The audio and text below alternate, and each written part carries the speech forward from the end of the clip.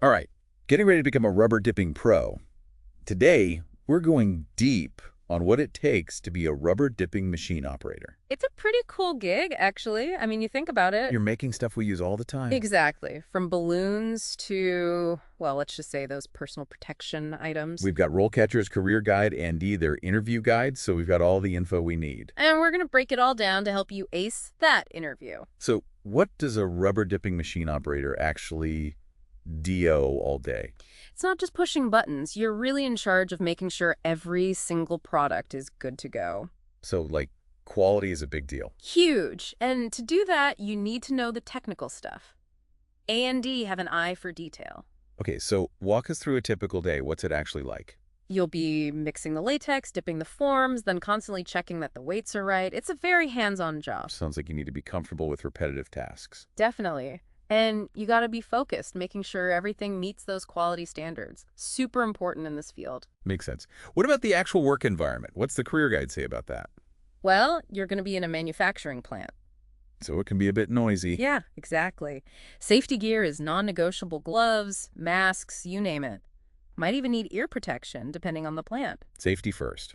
The guide also mentions that it can be physically demanding. Lots of standing, those repetitive motions we talked about. Oh, yeah. It's not a desk job. But on the plus side, the job outlook seems pretty stable. Why is that? Rubber products are everywhere. Healthcare, automotive, so many industries rely on them. And that means there's always a need for skilled operators. So you're saying those balloons aren't going to dip themselves? Exactly. And speaking of growth, what about career advancement? Are there opportunities to move up in this field? Yeah, is it just dipping forever or what? Not at all. You could become a supervisor, a quality control specialist, even go into research and development if you're feeling ambitious. Research and development for rubber. Yeah. Sounds interesting. It is. But here's the thing. Continuous learning is essential in this industry. New materials, sustainable practices, things are always changing. Got to stay ahead of the curve. All right, that makes sense. Now let's get to the heart of the matter of the interview. Both of our RoleCatcher guides give us 9 sample questions. Perfect. Let's dive into those. Okay, question 1. Can you explain your experience with rubber dipping machines? Seems straightforward, but what's the interviewer really trying to find out here? They want to know how comfortable you are with the core of the job. Do you have any hands-on experience? And if not, what relevant skills can you bring to the table? So even if someone has never worked a rubber dipping machine specifically, they can still talk about related experiences. Absolutely. Have you worked with other machinery in a factory setting? Have you handled materials like latex or rubber? Even those things show you've got a foundation to build on. It's all about showing them you're eager to learn and that you've got the right mindset. Exactly. And don't forget to talk about your approach to safety. Yeah, the guide emphasizes that. Mention any safety training you've had, certifications, stuff like that. It shows you're proactive about safety, which is Yeah. super important in a manufacturing environment. Okay, so for question 1, it's about showing relevant experience, even if it's transferable skills, and proving you're serious about safety. Nail it. On to question 2. How do you ensure quality control when operating a rubber dipping machine? This one feels like a biggie. It is. They want to see if you understand how crucial quality control is when making these kinds of products. Right, a faulty balloon is one thing, but other products could have bigger consequences. Exactly. So when you're answering, be specific. Talk about the actual methods you'd use to ensure that quality. Like checking the thickness of the rubber. Yep. Or maybe monitoring the machine's temperature and pressure, or visually inspecting the final product.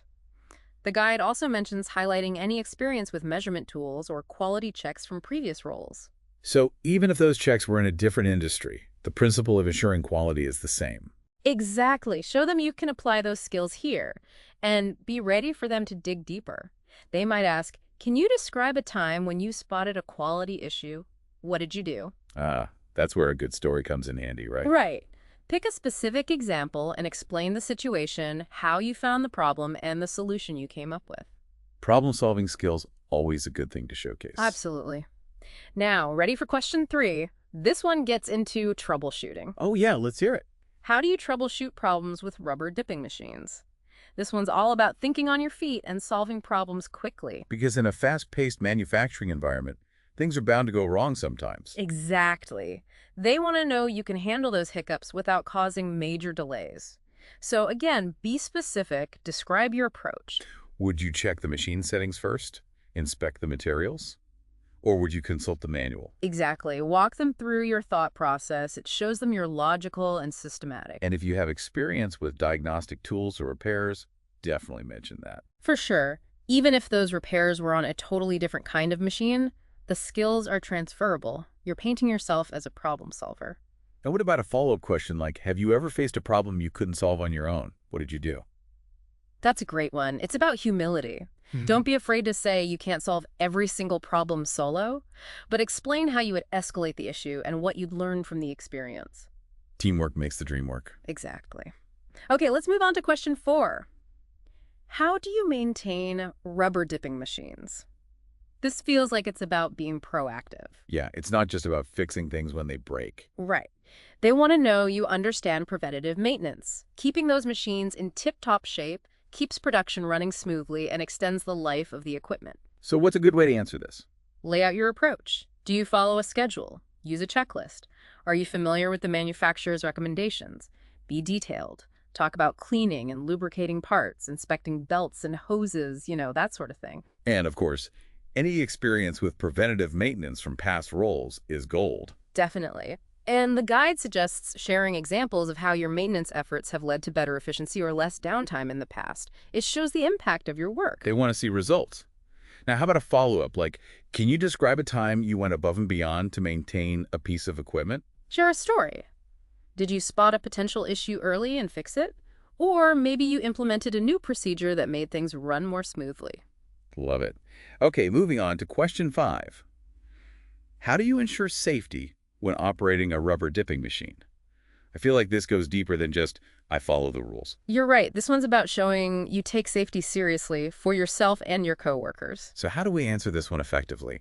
Go beyond the basics. Talk about the specific hazards involved with these machines, like handling liquid latex, for example. Or the importance of good ventilation. Exactly.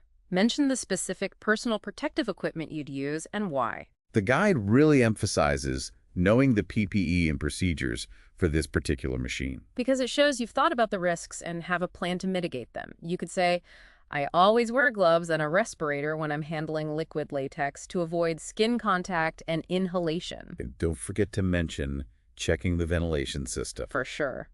Now, brace yourself for a potential curveball. Have you ever witnessed a safety violation? What did you do? Ooh, that's a tough one. What's the best way to approach that? Be honest. Share an experience, even if it's from a previous job. Did you address it directly? Report it to a supervisor.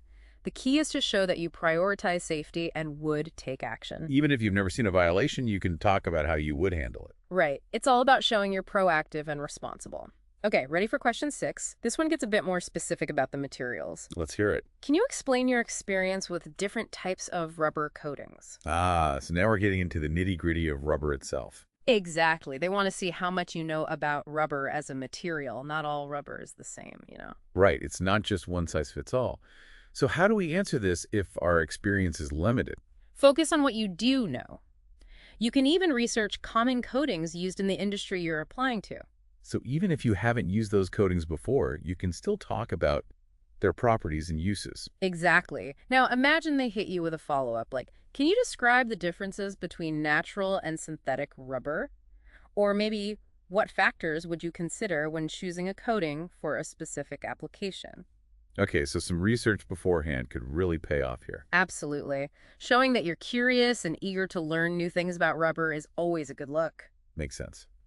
All right, on to question 7. This one's about the actual dipping processes. Can you explain your experience with batch and continuous rubber dipping processes? So now we're getting into the different ways rubber dipping can be done. Right. They want to see if you understand the different methods used in the industry. But what if you're only familiar with one process? Be honest about it. If you've only worked with batch dipping, for example, explain it thoroughly. Talk about the steps, the equipment, the challenges you faced. You can even use this as an opportunity to say you're interested in learning about the other process. And of course, researching both processes beforehand can never hurt. Exactly. It shows you're proactive and interested in expanding your knowledge. You could say something like, while my experience is Primarily in batch dipping, I've been reading up on continuous dipping, and I'm eager to learn more about its applications. Showing that initiative can really make you stand out. Now, what about those tricky follow-up questions? What if they ask, what are the advantages and disadvantages of each process? Good one. Or maybe, how would you decide which process to use for a specific product? So to be prepared for those, think about things like production volume, product complexity, and the required precision. Exactly. Understanding those factors will help you explain why one process might be better than the other in a particular scenario. All right, on to question 8. This one sounds a bit more technical. It is. Ready. Can you explain your experience with programmable logic controllers, PLCs? Oh, yeah. PLCs. Those are the brains behind a lot of automated machinery. Exactly. So they're trying to gauge your comfort level with the technology side of the job. So if you work directly with PLCs, now's the time to shine. Talk about what you did. Programming, troubleshooting, maintaining. Be specific and showcase those technical skills. But what if you haven't worked directly with PLCs?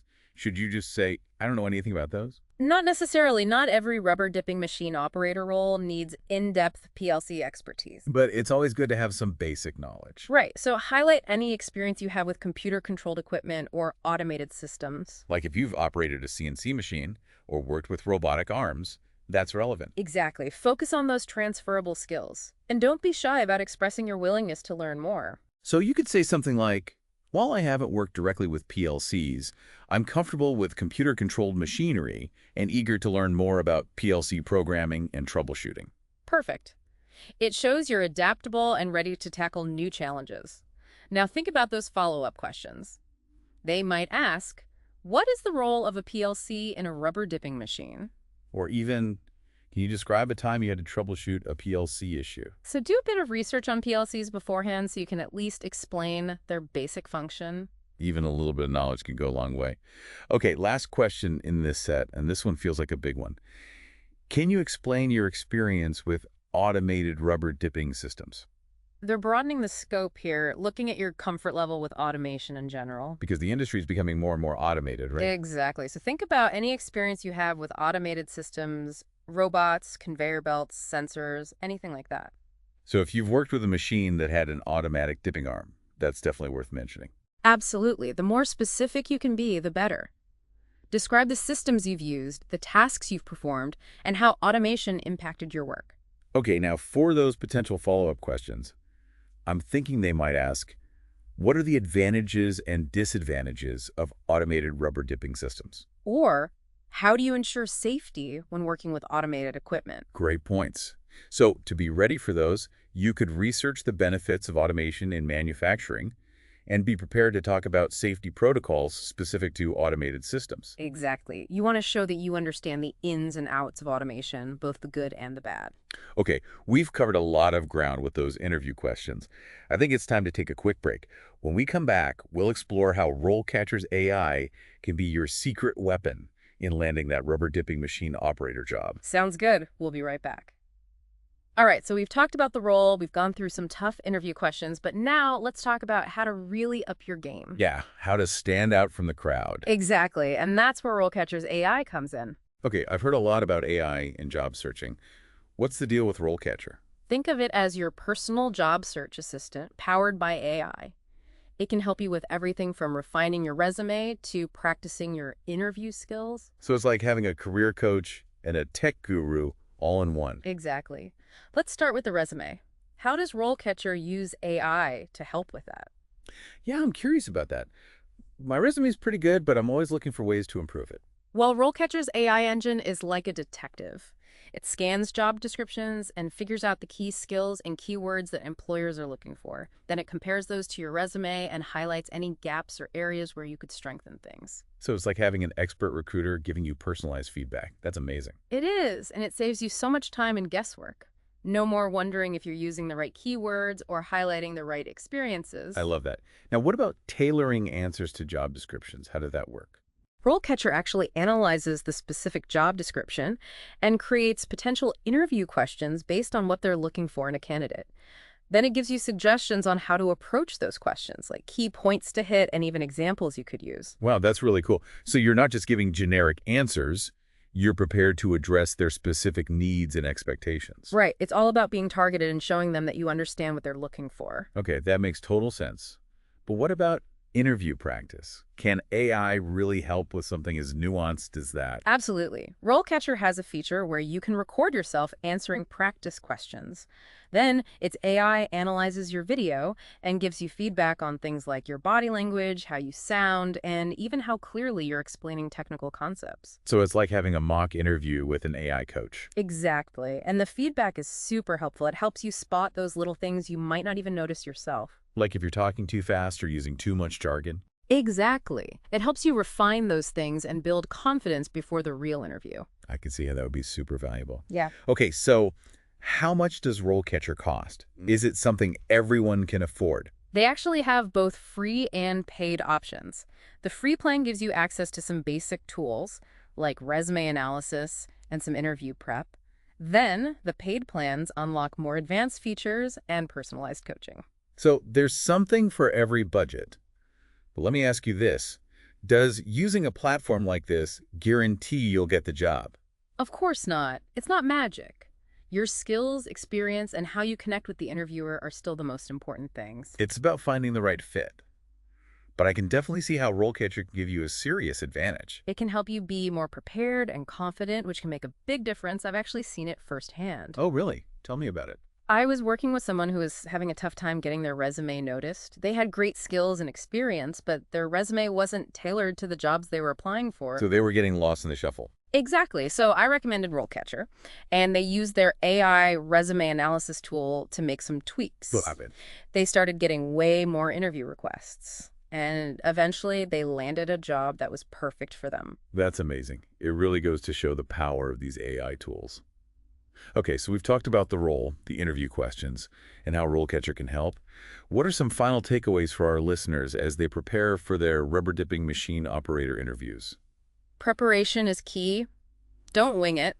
Spend some time really understanding the job, researching the company, and practicing those common interview questions. And don't be afraid to highlight those transferable skills. Even if your experience isn't an exact match, those skills can still be valuable. Absolutely.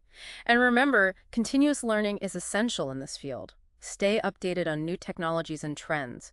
Show them you're passionate about the industry. And of course, leverage the power of AI tools like RoleCatcher. They can give you that extra edge and help you stand out from the competition. Now, before we move on, I want to leave you with something to think about. What unique skills or experiences can you bring to this role? What makes you stand out? Think about your strengths, your passions, those things that might not be obvious on your resume.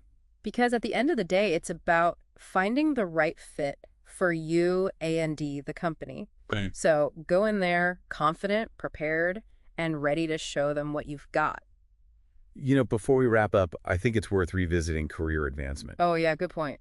We talked about how there's room to grow in this field. Right. So let's say you land this rubber dipping machine operator job. You get some experience under your belt. What's next? Yeah, where can you go from there? What does the career guide say about that? Well, it lays out some pretty cool possibilities. And remember how we emphasize continuous learning. Oh, absolutely. It's not just about showing up and doing the bare minimum. Right. You got to be proactive about expanding your skills and knowledge. And as you do that, you might naturally move into a supervisory role. Ah, so you could become a team leader. Exactly. You'd be in charge of a group of operators, making sure production is running smoothly and everything's meeting those quality standards. So you're not just working the machine, you're leading the whole operation. What else is there? Another path is becoming a quality control specialist. Ooh, the guardian of rubber perfection. Yeah. You'd be responsible for setting those standards, conducting inspections, and making sure every single product is up to par. That's a big responsibility. It is. And then there's a path that I find particularly exciting. What's that? Research and development. Wait, really? You're saying you could go from operating a machine to, like, inventing new rubber compounds? Exactly. Or designing new dipping processes, exploring sustainable materials, that sort of thing. The world of rubber is constantly evolving, so there's always a need for innovation. Wow. So starting as a rubber dipping machine operator could be a stepping stone to a whole career in rubber technology. Absolutely. But remember, the key is to stay curious, keep learning, and look for those opportunities to grow. So much good advice today. We've talked about the role itself, how to ace those interview questions, and even how AI tools like RoleCatcher can help you stand out. It's all about being prepared, confident, and knowing your stuff. And don't forget to let your personality shine through in that interview. Show them you're passionate about this field. Exactly. Well, that about wraps up our deep dive into the world of rubber dipping machine operators. I hope our listeners are feeling informed, inspired, and ready to take on those interviews. Good luck out there. Remember, we're cheering you on every step of the way. Until next time, happy dipping.